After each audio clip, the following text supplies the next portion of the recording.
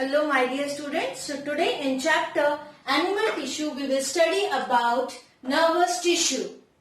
Now nervous tissue, it is composed of nerve cells or neuron and supportive cells called neuroglial cells.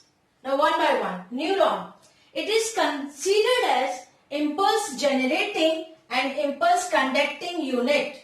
So neuron is the impulse generating and impulse conducting unit. Now neuron that is having two very important properties, that is excitability and conductivity. Now what is this excitability? It is the excitation by external stimulus by changing the action potential of their membrane. So this property is called excitability property. Now next is the conductivity, means it is used to carry a wave of electric impulse from dendron to axon. Here I have drawn the structure also. See, these are the dendrites or the dendron. This one is the cyton or the cell body. This is the axon and the ending is nerve ending or telodendron. So conductivity is to carry a wave of electric impulse from dendron to axon. So this property is called conductivity. So these are very two important properties of neuron. Okay. Now this is all about little bit information neuron that is considered as a impulse generating and impulse conducting unit. Next is the neuroglial cell. Now here the interneuronal space is filled with a large amount of supporting cells and these cells are called neuroglial cells. So got it? So interneuronal space which is filled with this type of cells. Now these cells, neuroglial cells, they are more in number as compared to the neuron. And these cells, they have the capability of regeneration and division. This capability is not in the neuron, but the capability of regeneration and division is there in the neuroglial cell. Now these neuroglial cells are useful in, means what is the main function? In supporting the neuron, to give nourishment to the neuron, and it provides the protection to the neuron. How? By engulfing the foreign particles. So this is the main function of the neuroglial cells. It supports, give the nourishment and give protection to the neuron. Right? Now come to the detailed structure of neuron. Structure of neuron. Now here it is, just now as when I explained about the labeling, see, it is made up of the cyton, this part is cyton or the cell body, which contains granular cytoplasm called neuroplasm. So the cytoplasm which is present in this cyton, in the center you can see the nucleus and the rest of the material here. This is the neuroplasm. Okay, and the central located nucleus is there. Now this neuroplasm that contains mitochondria, Golgi apparatus, rough endoplasmic reticulum and Nessels granules. Fine. So these are present in the neuroplasm. Now cell body, this cyton or the cell body gives out the dendron or the dendrites and axon. Fine. Now these dendrites, they are thin, small, cytoplasmic extension. They are many in numbers and they carry impulse towards the axon. Okay, so this is the characteristic of the dendrite. They are thin, they are small, are many in number, they are around the cyton and they carry impulse toward the axon. And axon is longest cytoplasmic extension. You can see, because these are also the cytoplasmic extension, but they are small. So longest cytoplasmic extension is called axon. Okay, and this axon is useful in the conduction of impulse away from cell body. So from the cell body, impulse will move with the help of the axon to the further. Axon is bounded by axolemma and the cytoplasm of the axon, means this content inside the axon. The cytoplasm of axon is called exoplasm. Fine. Now, exoplasm of this axon that contains mitochondria, rough endoplasmic reticulum, neurofibrils. Fine. But lack Nissl granules and Golgi complex. These two things are not present in the exoplasm, but they are present in the neuroplasm. Fine. So Nissl granules and Golgi complex are absent in the exoplasm. This axon is enclosed in myelin sheath. You can see here around that myelin sheath. Outer covering of this myelin sheath is called neurolema. Here I have labeled also neurolema. So outer covering of this myelin sheath. And myelin sheath and neurolema, okay, they are the part of one type of cell that is called Schwann cells. So this myelin sheath and neurolema, they are the part of Schwann cells. Now one more term is there, node of Ranvier. Here you can see in the diagram also I have labeled this one, this. So these are the nodes of Ranvier. Now what is this node of Ranvier? Where the myelin sheath is absent.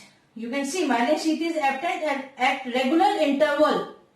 So that portion, that place is called node of Ranvier. From here to here myelin sheath is there, then it's over. Then again myelin sheath, then over. So it is absent at regular interval on this long axon. So that is called node of Ranvier.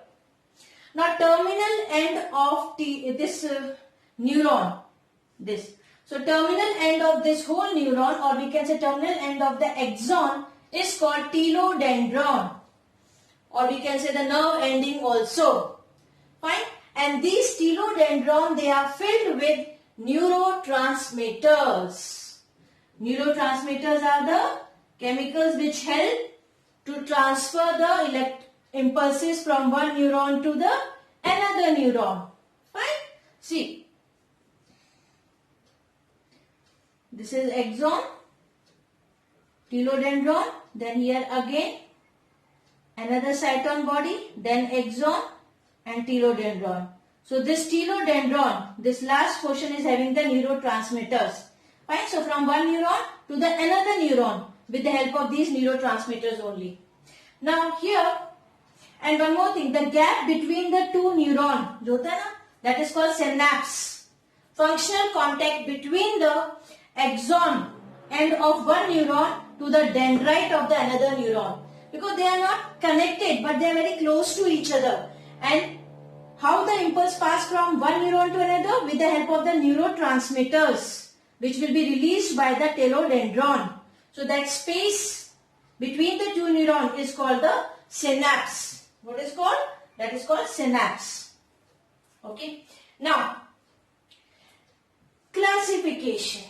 As I said that myelinated sheath is present on the axon. So depend upon whether the myelinated sheath is present or absent. Neurons are of two types. Myelinated neuron and non-myelinated neuron. So myelinated means which have the myelin sheath, and non-myelinated means that will not have the myelin sheath. That axon is without the myelin sheath.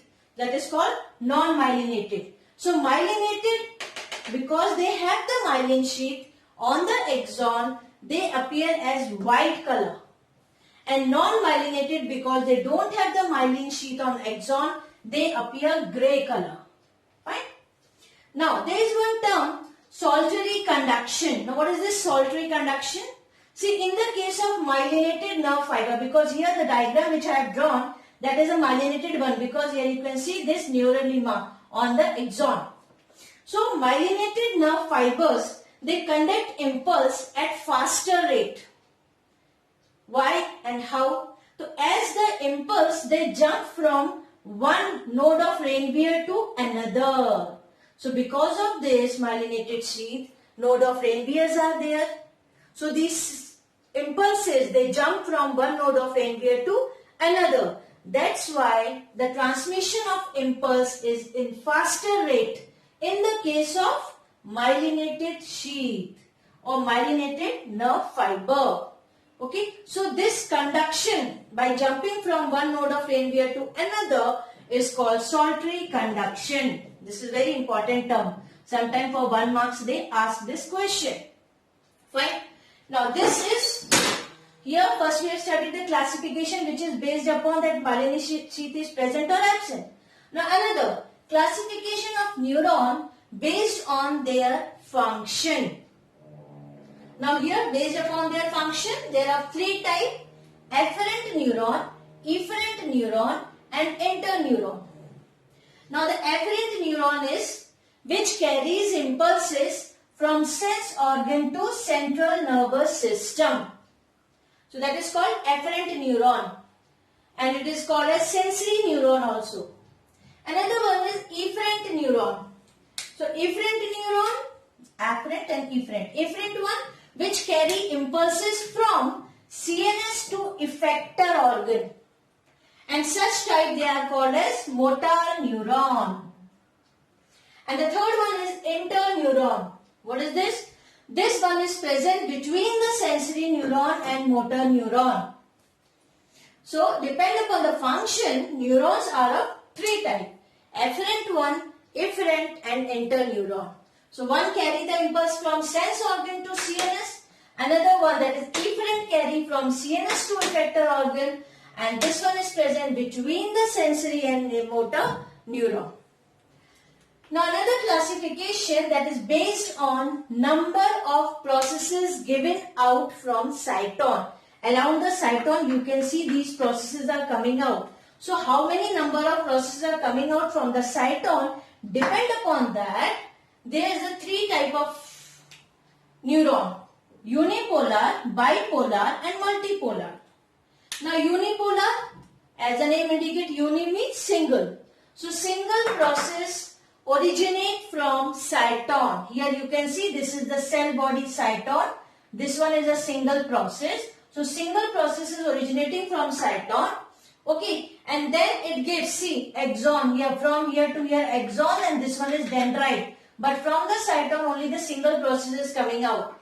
And they conduct impulses, this type, unipolar. They conduct impulses to central nervous system. So this is the diagram of unipolar neuron. Fine. From the single process, cell body, it gives a single process, then you can see axon and then dendrite. Next is a bipolar, as the name indicates, bi means two. So it has two processes and single dendron and axon that are coming out from the cell body from the opposite side. You can see this one is a cell body, this side dendrite is coming out, and from this side axon is coming out. Fine. So it has two processes. Single dendron and axon are given out from the opposite side of the cell body. So this is called bipolar because two processes are coming out. And this one is related to the sense organs. They carry the transmission of impulses toward the sense organs. Next is a multipolar neuron.